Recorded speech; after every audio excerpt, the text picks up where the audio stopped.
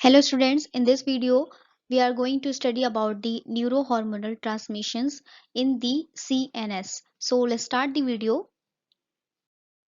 तो first of all हम सबसे पहले पढ़ते हैं इंट्रोडक्शन कि हमारा जो न्यूरो हार्मोनल ट्रांसमिशन है वो क्या होता है। तो ट्रांसमिशन यानी कि आप अगर न्यूरो ट्रांसमीटर्स हम लोग इतना वक्त से पढ़ते आ रहे हैं तो सभी को पता होगा कि न्यूरो ट्रांसमीटर्स क्या होते हैं। एक बार फिर से मैं इसको रिवाइज कर देती हूँ कि जो न्यूरोट्रांसमीटर्स होते हैं वो आपके कोई भी केमिकल्स या कोई भी ड्रग मॉलिक्यूल या किसी भी तरीके का केमिकल मैसेंजर या हार्मोनल मैसेंजर्स होता है जो आपके सिनेप्स से होता हुआ क्या करता है, एक न्यूरॉन से दूसरे न्यूरॉन से होते हुए पर्टिकुलर साइट तक आपके जाता है या फिर वो वापस से ट्रेवल करता है आपके ब्रेन तक। तो मतलब जो भी आपका मतलब न्यूरो हार्मोनल ट्रांसमिशन जो है, यानी कि इसमें क्या हो रहा है, आपका जो केमिकल है वो आपके एक जगह से दूसरी जगह क्या हो रहा है, ट्रांसफर हो रहा है, ठीक है, via your neurons, that is known as neurotransmitters.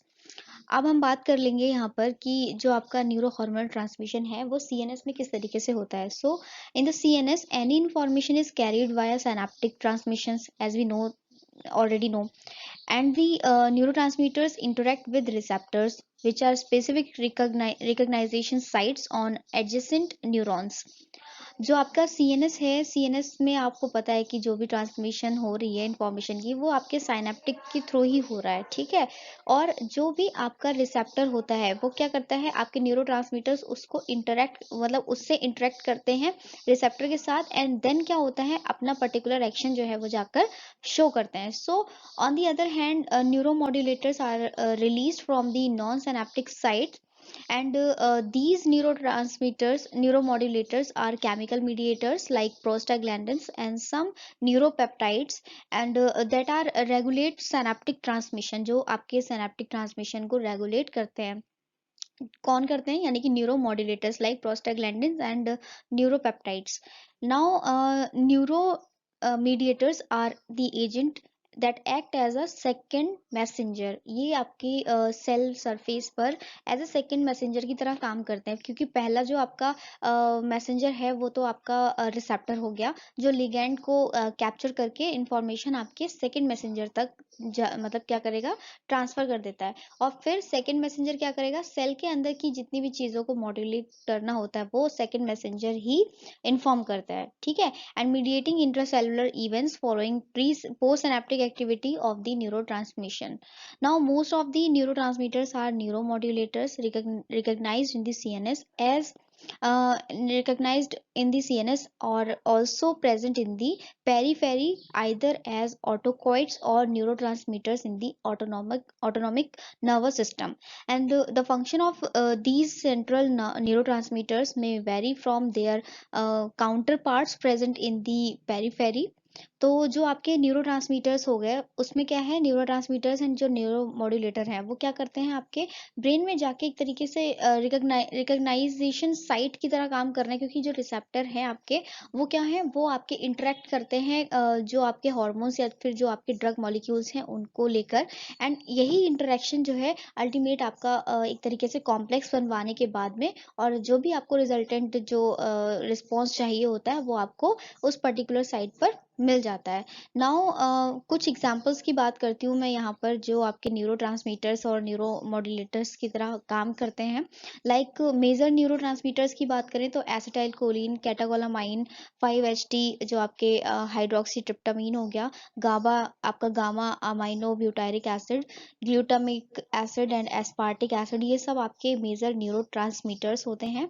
And न्यूरोमोड्यूलेटर्स की अगर हम बात करते हैं वो आपके प्रोस्टाग्लैंडिन हो गया, नॉन ओपियोइड पेप्टाइड्स हो गए, ये सब क्या है, आपके न्यूरो मॉड्यूलेटर्स हैं जो मॉड्यूलेशन के वक्त काम में आते हैं। एंड मेजर जो न्यूरो मीडिएटर्स हैं वो हैं आपके cyclic AMP and cyclic GMP, जो आपकी सेल सरफेस पे मतलब सेल सरफेस के अंदर एज अ सेकेंड मैसेंजर की तरह काम करते हैं और सेल के अंदर की चीज़ों को मॉड्यूलेट करने में हेल्पफुल होते हैं। ना मैं यहाँ पर आपसे बात करना चाहूँगी अब न्यूरोट्रांसमीटर्स के बारे में, जो मीन्स न्यूरोट्रांसमीटर्स की इम्पोर्टेंस क्या होती है। सो न्यूरोट्रांसमीटर्स देखिए किसी भी तरीके की सिंथेसिस, किसी भी तरीके का स्टोरेज एंड रिलीजिंग के लिए वो सबसे ज़्यादा मीन्स उस मैकेनिज्म को कंप्लीट करवाते हैं, और साथ ही साथ अगर किसी भी चीज को एक्टिवेट करना है प्लस इनएक्टिवेट करना है, उन दोनों में ही न्यूरोट्रांसमीटर्स का बहुत बड़ा रोल होता है। ठीक है, फॉर एग्जांपल अगर मैं आपको समझाना चाहूँ तो आपको स्केलेटल मसल रिलैक्सेशन के बारे में पता होगा, जिसमें आपका जो एसिटाइल कोलिन है वो रिलीज होता है न्यूरोट्रांसमीटर्स के थ्रू, एंड वो आपके जो निकोटिनिक रिसेप्टर्स है उन पर जाकर जुड़ के एंड देन क्या करता है, मसल को कॉन्ट्रैक्ट या रिलैक्स करने का काम करता है। लेकिन ये तो आपका एक्टिवेशन का काम हो गया, लेकिन अगर उसको हटाना है वहां से तो आपका जो एसिड आपका एक एंजाइम होता है एंटीकोलिनेस्टरेज एंजाइम, वो क्या करता है, वो आपके एसिटाइल कोलिन को ब्रेक डाउन करने में हेल्पफुल होता है, ताकि आपके और एसिटाइल कोलिन उस रिसेप्टर के साथ ना जुड़ सके और फर्दर जो आपका प्रोसेस चल रहा है वो रुक सके। तो न्यूरोट्रांसमीटर्स दोनों की तरह काम करते हैं, किसी भी चीज को एक्टिवेट करने के लिए भी और डीएक्टिवेट करने के लिए भी।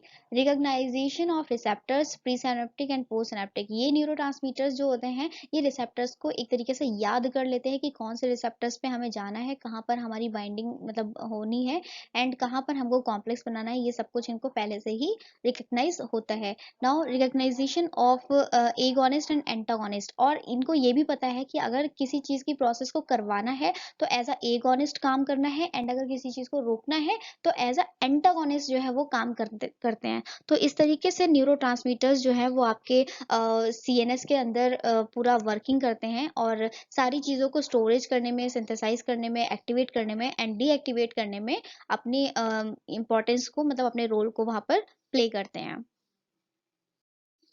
नाउ अब आप न्यूरोट्रांसमीटर्स के नेम्स को जान लीजिए जो सीएनएस में प्रेजेंट रहते हैं, like GABA, glycine, dopamine, acetylcholine, nitric oxide, glutamate, serotonin, norepinephrine, excitatory amino acid and peptides. इनमें से आपने गाबा का नाम बहुत ज़्यादा सुना होगा, डोपामीन आपने पढ़ा होगा, एसिटाइलकोलिन के बारे में आपने पढ़ा होगा, सेरोटोनिन पढ़ा होगा, नॉरएपिनेफ्रिन। ये सब क्या है, आपके मोस्ट ऑफ जो है वो सीएनएस में एज अ न्यूरोट्रांसमीटर्स काम करते हैं एंड इंफॉर्मेशन को एक जगह से दूसरी जगह ले जाने में हेल्पफुल होते हैं। Okay students, prefer your notebook for further detail content. Thank you.